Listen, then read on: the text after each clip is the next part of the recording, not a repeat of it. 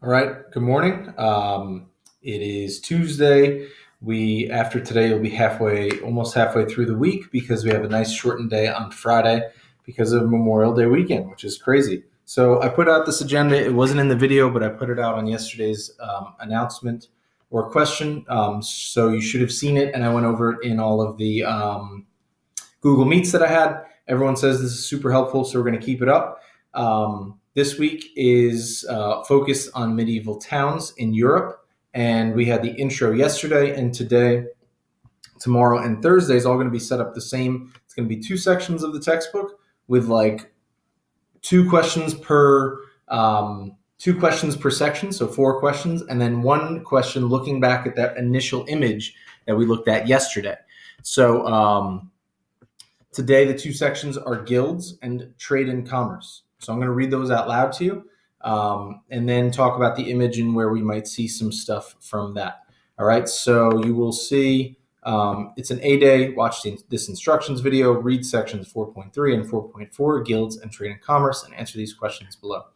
4.3, what were guilds? Why were they established? 2, how did guilds help members and families of members? 4.4, what role did merchants play in the growth of medieval towns? And 4, how were Jews often mistreated in medieval Europe, specifically with trade and commerce? Picture, find one thing in the image for either guilds or trade and commerce and describe how it fits in with that section. So you're picking guilds or trade and commerce and find one thing in the image for guilds or trade and commerce and just describe it. Okay, so we'll get to that in a little bit. I'm going to read guilds out loud right now. 4.3. Guilds. Medieval towns began as centers for trade, but they soon became places where many goods were made. Both trade and the production of goods were overseen by organizations called guilds.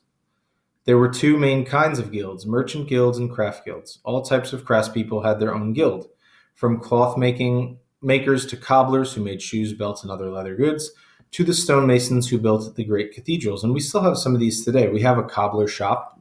Not that many people need their shoes fixed, but some people do. We have stonemasons, and guilds provided help and protection for the people doing certain kinds of work, and they maintained high standards. Guilds controlled the hours of work and set fair prices. They also dealt with complaints from the public.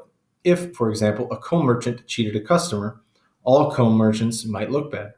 The guilds therefore punished members who cheated. Guild members paid dues, or money, to their guild. Their dues paid for their construction of the guild hall and for guild fairs and festivals. Guilds also used money to take care of the members of their families who were sick and unable to work.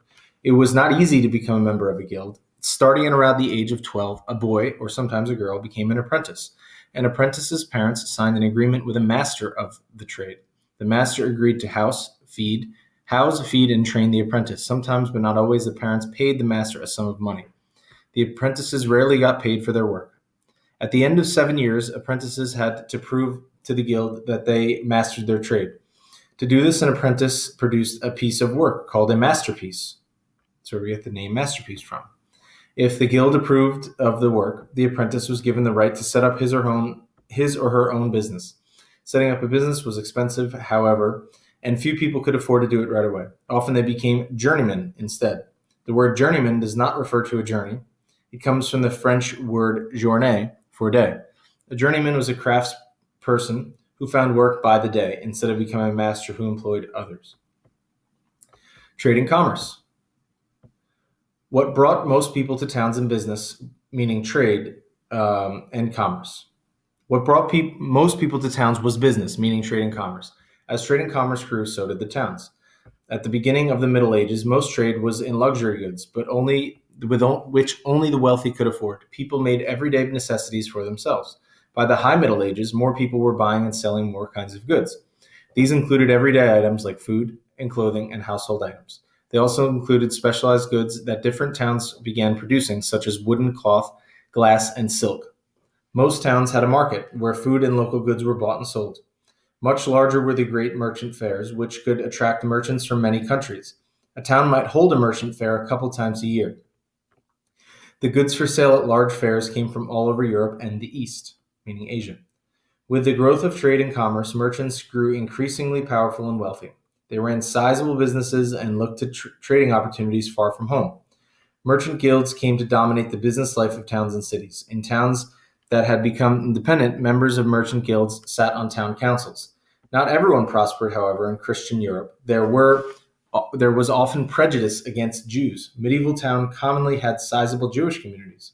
The hostility of Christians, sometimes backed up by laws, made it difficult for Jews to earn their living by farming the land. Their lords sometimes took their property and belongings at will. Jews could also be the targets of violence. One opportunity was open to Jews was to become bankers and moneylenders. This work was generally forbidden to Christians because the church taught that charging money for loans was sinful.